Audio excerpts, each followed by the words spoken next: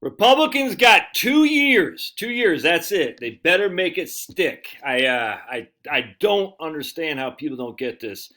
Everyone's like, I was just watching something on CNN. They said basically there's more of a swing to the Republican Party, at least in the the presidential election this last time, than there's been in any time since 1992. Remember what happened in 1992? Bill Clinton stormed to the White House with 43% of the vote. But the congressional Democrats, the Senate and the House, they stormed they won. I mean, one going away. They had massive majorities in 1992. What happened was in 1988, George W. Bush smoked on the legacy of Ronald Reagan. Then he said, read my lips, no new taxes. Then he freaking squandered that.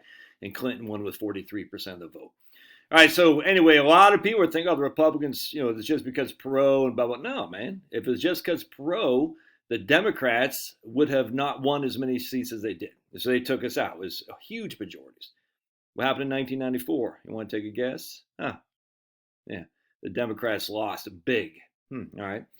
So then in 1996, everyone said, oh, well, the Republicans should win because they won so convincingly in 1994. No, they didn't. Bob Dole lost, and Clinton still didn't get a majority of the votes, thankfully, but he still won. Not even that close, frankly, because Perot was still in there. All right, so 2000 was close. All right, remember, in 2004, Republicans had a 55-seat majority in the Senate and 231 houses in Congress, all right, in the House of Representatives. This is 2004. Bush won the popular vote. All right, he won the Electoral College. It wasn't huge, but he did win the popular vote. He had a 55-seat majority, which the Republicans are going to have probably 53-seat majority. He had a big majority in the House. The Republicans won't have a big majority. All right, and then what happened? In 2006 and then 2008. Let me show you what happened from 2006 to 2008. At the end of 2008, the Republicans went from 231 seats to 178. They lost over 50 seats. 50! In the 2 years, 2006 to 2008. 50 seats. How much did they have in the Senate? Down to 41. They lost, it take 14, divide by 55. They lost 25% of the representation.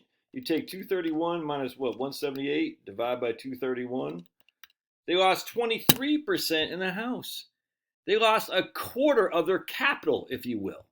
And Obama had the presidency. Now, Obama wasn't president in 2006, mind you, so Bush still had the power of the veto and whatnot, but he couldn't get anything done. Oh, what happened in 2010? Same thing. The Republicans stomped back. Massive gains. In fact, we'll show you 2010.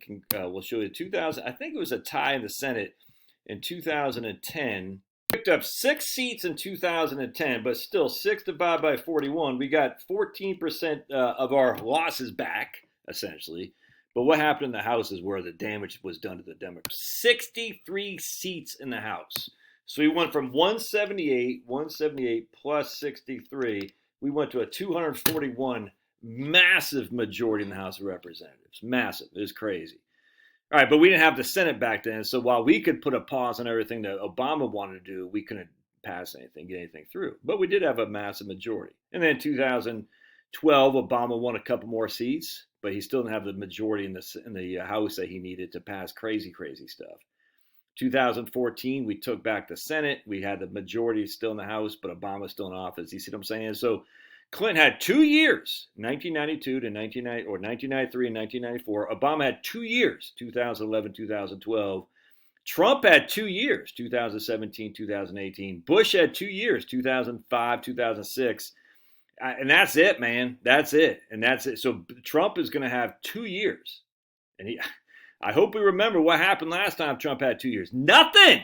The TCJA, that was it. Because Paul Ryan and everybody else, Mitch McConnell, they were not, and they got a lot of judges through, don't get me wrong. But they didn't pass anything because of the Democrat elite, the Republican elite did not like Trump. We got 2 years, dudes. And now I'm looking at, it looks like John Thune's going to be the Senate Majority Leader.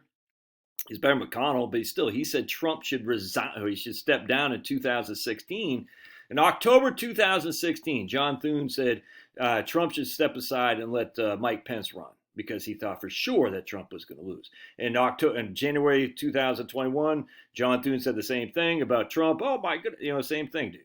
Now he's going to be the Senate Majority Leader. All right. I mean, there's just nothing to do about it. But what I'm saying is, freaking, we better get this crap done because we got 2 years, and then Trump will be a lame duck, and it's not going to look good. Now, the Senate seats that are up look pretty good for the Republicans. Let me show you. The balance of power. We'll have 53 going in most likely, unless the art of the steal in Pennsylvania, which they still could. I mean, I don't trust these guys as far as I could kick them. But Maine, we're going to lose because what's her name? Susan Collins will get beat. North Carolina could be tough. And Tom Tillis isn't one of my biggest cup of teas, but that's going to be tough. That'll be a battleground. Stay right there. We have an outside chance of taking out Ossoff. I'm not sure we're going to. So, anyway, we're going to lose Maine for sure. Iowa is going to be up. Joni Ernst, she didn't win that remarkably in 2020. So, we'll see what happens there. That could be a loss for us. It's definitely lean Republican. North Carolina is definitely a toss-up. Maine is lean Democrat for sure. We have a chance at this guy right here. No, that may be an outside chance of Michigan. I doubt it, frankly. So, not much. We're not going to win any of these seats. Certainly aren't going to win that. We're not going to win Minnesota. Not going to win Illinois. So the only state we can possibly win would be in New Hampshire and Georgia. So, but we're definitely going to lose one. A good chance we lose two. So that still looks pretty good by and large relative to are they going to stomp back? I doubt it because it looks like the Democrats have already solidified their base. We've solidified our base. Really tough to see us losing unless I can't see us losing any of these other seats. We're not going to lose Arkansas. So the point being is we'll probably still be a 51-49 majority in 2026. But the House is always where it's at because that's where they can do gerrymandering and stuff like that. Given how close it is this time, it's tough to see a massive upheaval against the Republicans. But we'll probably lose the House in 2026, which means we'll get nothing done. Got 2 years, man. Make it happen, Trumpster. Don't listen to these freaking. Look, Trump's already crushing. He's already telling Nikki Haley and Mike Pompeo to pound sand. He's already got his director of border czar. I forgot the guy's name, Tom something, who's crushing. So Trump's already on the freaking warpath, and I love it. But we got 2 years. That's it. All right, God bless. Love your thoughts.